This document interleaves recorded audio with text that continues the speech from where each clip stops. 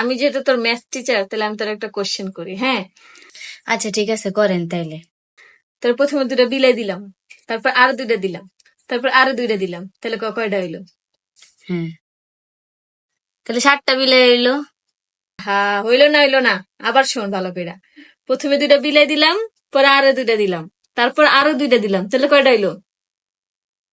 আচ্ছা, আবার 7টা বিলাই তো হইলো। আরে তুই বুঝতেছস না?